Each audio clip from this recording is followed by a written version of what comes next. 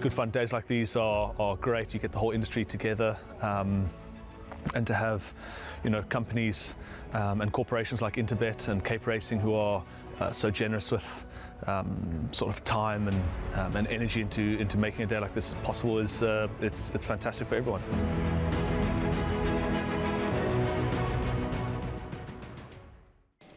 Race 5 on the program is a handicap at the 83 level. They're going to race over 1,400 meters or 1.4 kilometers, depending on how you like your distances disseminated to you.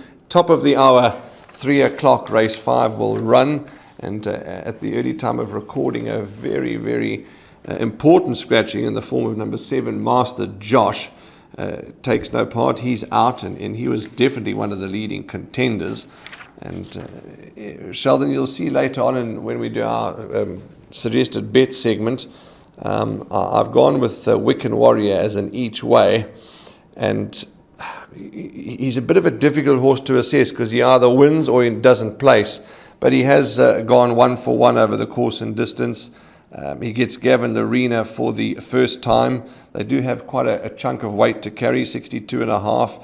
Neatly drawn though, has come down from an 88. He goes to the Cape, he comes back. His first run up in KZN is generally a winning one.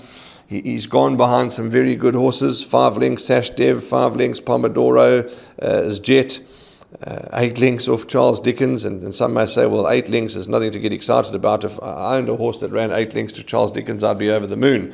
So I just think back home in KwaZulu-Natal, 1 for 1 over the track and trip, he could be the each way value, and I'm going to take a chance and make him my first choice, but I know he's either going to win or not place. When you look at number 2, Wiccan Warrior, there's a lot of upsides to him. He's a horse who really enjoys KwaZulu-Natal. 2 of his 3 victories have come here in the local province. Gareth van Zyl did take him to the Cape, and he ran behind, as you mentioned, Charles Dickens, Pomodoro's Jet, Zil Morris. He's taken on quite stronger opposition. I mean, if you go back to the 6th of May at Greyville, the average rating was a 114. He's racing in an 83 handicap, and despite the 62.5 kilograms on his back, he's 1 from 1 course and distance, 2 victories over the distance, and a victory at the course. So you can make quite a case for number 2, Wiccan Warrior.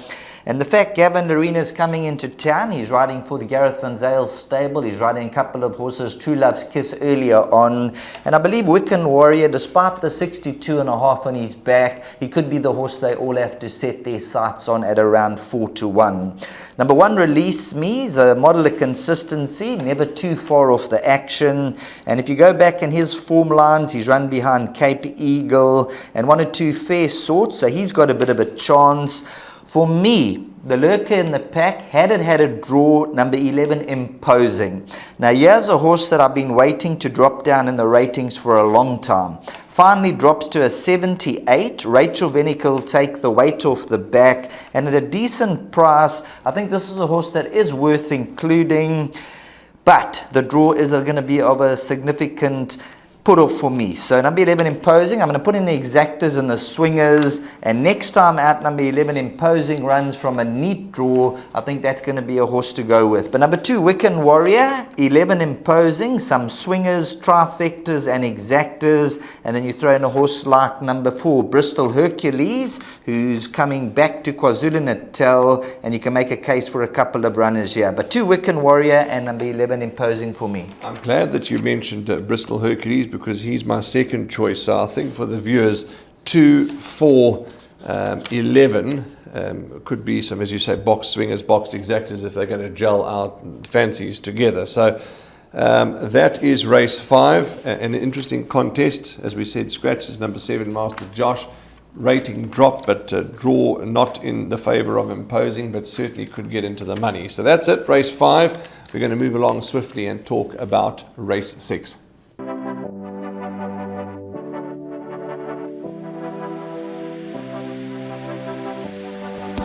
The betting, the not so much anymore, is more down to my own fault. I need to get studying again to get the edge back. But yeah, it's a great product.